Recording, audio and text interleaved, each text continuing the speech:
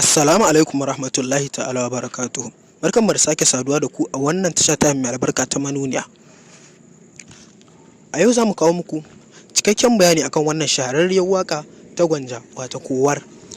Wannan waka ce da ta ba mutane mamaki, waka ce da aka dade ba a samu mawaki da ya waka akan mata wadda ta shiga gari, ta shiga ko ina ta zagaya irin wannan waka ba.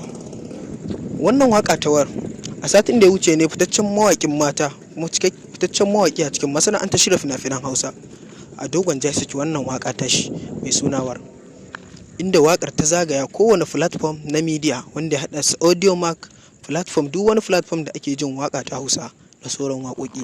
Wakar ta zama top 1 wadda babu kamata.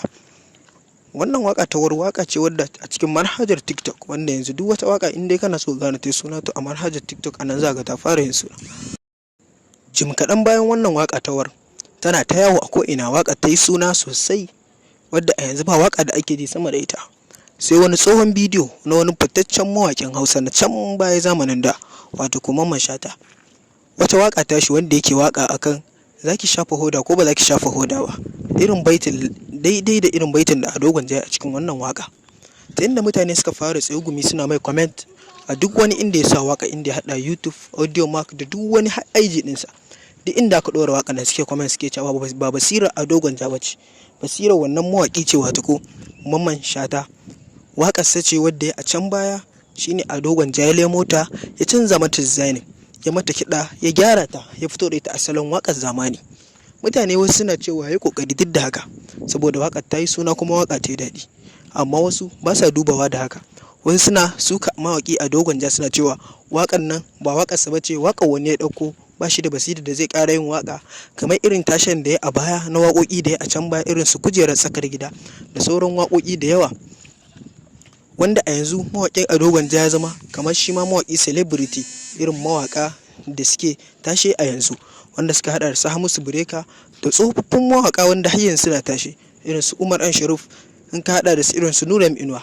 Wannan waka yanzu ta ƙara daga Ado Gwanja sosai, wanda jim kaɗan mawaƙi Ado Gwanja mun san zai bidiyon wannan waka. Da ya bidiyon wannan waka za a sake ta kuma za a same ta a ko'ina. A nazari da mutane da yawa suke yi, wanda har gasa ake yi akan waƙoƙi da aka sake su a wannan shekara da kuma a wannan watanni na kwanakin nan. In dai ana gasa a cikin social media akan waƙoƙi a satin nan, waƙar wacce take zuwa ta ɗaya. Haka a yanzu a YouTube mutanen da suka kalli waƙar war a cikin bidiyo na audio da suka saurara wajen mutum miliyan 2 ne. Bidiyo kuma waɗanda suka yi bidiyo ya kai mutum 30,000 da wani abu, wanda a yanzu ba wata waka da take top 1 a TikTok irin wannan waka. Mutane da yawa suna tunani kuma suna faɗa suna furtawa kan cewa in dai award za a bada a wannan shekara na mawaka, Ado Gwanja shi zai ɗauka a wannan, shi zai ɗau award a wannan waka. Ta wani bangaren kuma wani labari yana fita wanda ake cewa Ado Gwanja ya yi wannan waka ne ga martani da matarsa. A 'yan watannin da suka wuce ne Ado Gwanja ya saki matar shi mai suna Maimunatu akan wata 'yan matsala da suka samu, wadda ake zargin wata babbar jaruma a cikin masana'antar shirya fina-finan Hausa, wadda ita ce ta yi sanadiyyar mutuwar auren nashi. Amma a yanzu mu ba mu da tabbacin wannan labari gaskiya ne ko ƙarya ne, mun sa shi ne dai a cikin shirinmu. Amma dai mutane yanzu abu biyu suke tseguntawa, wanda na farko suna cewa wakan nan ba tashi bace ba, na biyu kuma suna cewa wakan nan yayi ta ne akan matarsa, inda yake mata martani, yake faɗa mata baƙaƙen maganganu akan faɗan da suka yi, har da kai da sun raba aure har ya sake ta.